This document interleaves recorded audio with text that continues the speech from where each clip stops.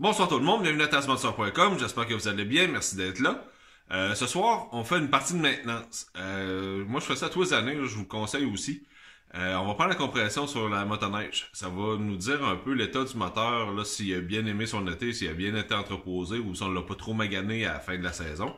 On va vérifier un peu là, les options, qu'est-ce qu'on peut faire là, pour vérifier ça ou qu'est-ce qu'il y a comme possibilité de résultat.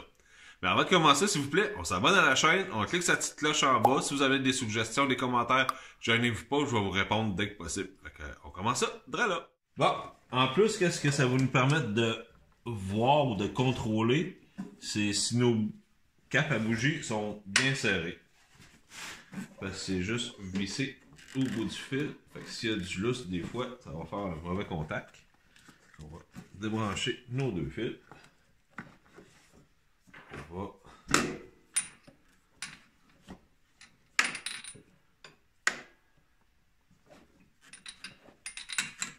enlever la première bougie.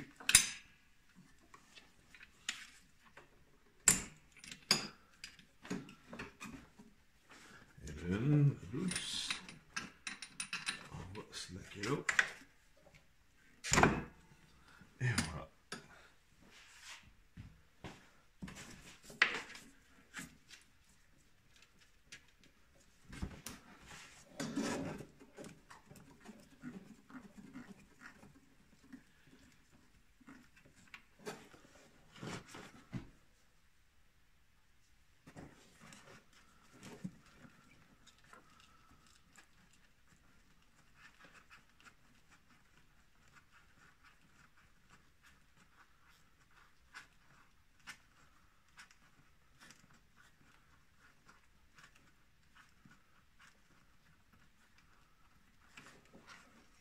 Bon, maintenant que nos deux bougies sont enlevées, on va les mettre de côté.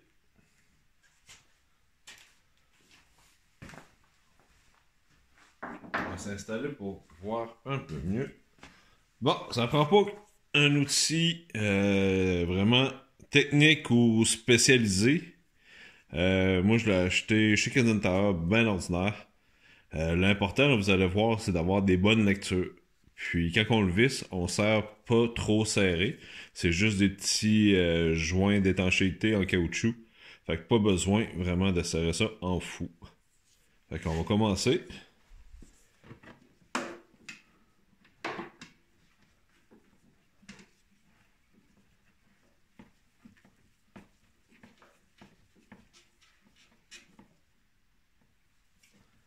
Serrer ça à mitaine.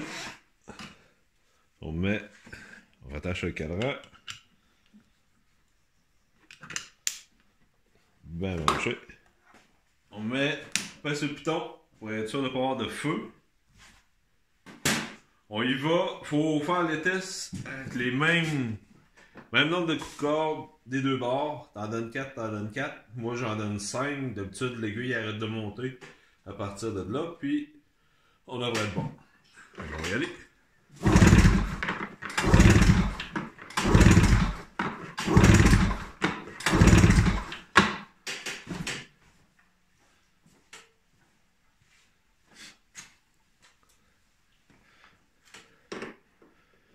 Fait que, on a à peu près 120, 130 à peu près. Fait que l'important, c'est d'avoir la même lecture l'autre côté.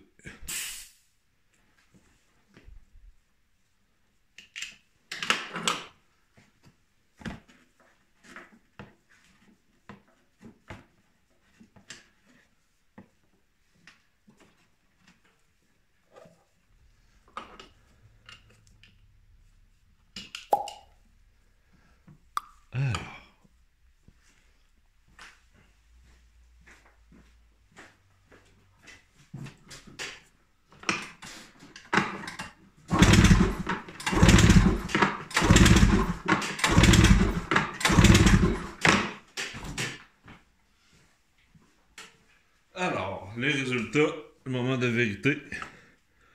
J'étais à 120, presque c'est la deuxième petite barre, ou dessus.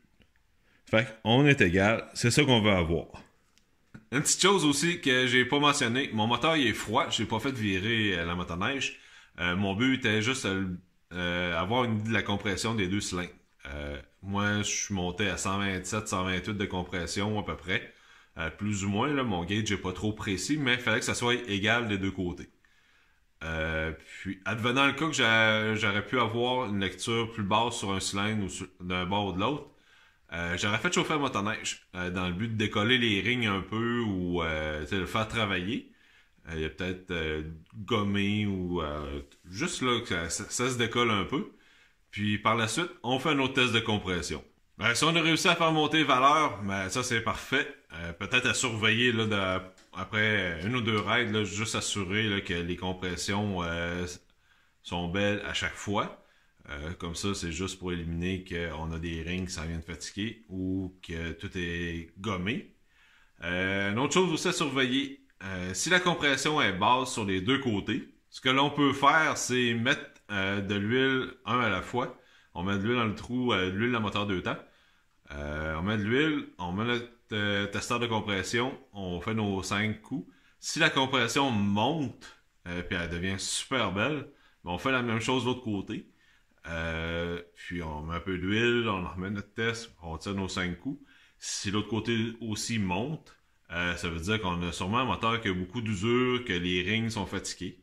Fait que c'est peut-être un détail là, peut-être avant de commencer la saison, sortir les deux pistons, changer les rings, pistons, des fois ça peut sauver, faut peut-être mieux payer 200-300$ que 2-3 000$. Ça peut shifter vite. Ça c'est une chose à faire attention. Une autre option aussi, c'est un peu plus technique, là, mais si ça vous tente, là, vous voyez que votre compression est basse ou juste à titre là, de satisfaction personnelle, vous pouvez démancher le Y-pipe en avant, votre petit manifold là, en acier, enlever les quelques bottes en laine, il y en a 1, 2, 3, en tout cas, je pense qu'il y en a 6 ou 8. Enlevez ça, puis vous pouvez prendre une petite caméra là, fibre optique. Vous pouvez aller voir là, dans la chambre à combustion qu'est-ce que ça a de l'air dans vos parois de cylindre et sur la tête du piston. Fait que déjà là, ça pourrait vous donner un petit coup de main ou un aperçu là, de votre état interne du moteur. Fait que déjà ça peut vous aider. Tous les tests qu'on vient de faire là, c'est moi j'applique ça en général là, sur toutes mes machines ou même mes voitures quand c'est pas trop compliqué. Il y en a qui s'est rendu creux à aller voir les trous à bougie. Mais les petites voitures 4 cylindres, là, ça se fait très bien. Puis aussi, des fois, juste avant d'acheter un véhicule, une motoneige, dans notre cas, c'est une motoneige, ça vous permet de savoir l'état d'une machine puis pas vous faire avoir. Des fois, la personne va vous dire ah, la compression est super bonne, oui, il vient juste mettre de l'huile dedans. Faites virer le moteur, puis l'huile va avoir brûlé. Faites un test de compression, si elle est basse, ben... mettez de l'huile dedans, vous allez voir si ça monte. Ça va vous donner une bonne idée. À part de ça, je pense, en tout cas, ça c'est moi ce que je fais à tous les années. C'est juste dans le but de vous donner une petite idée ou un guide ou vous éviter des problèmes. Si vous avez là d'autres suggestions, d'autres techniques, mais gênez-vous pas, écrivez-les. On va tout regarder ça, puis je vais peut-être même les tester, puis en espérant que ça peut aider quelqu'un. Bon, ben on va leur remonter couvert là-dessus, puis remettre des bougies neuves. On va être prêt pour notre saison. J'espère que vous avez apprécié. On s'abonne à la chaîne, on clique sur la petite cloche pour rester à l'affût des dernières vidéos, puis on se dit à la prochaine. Bye!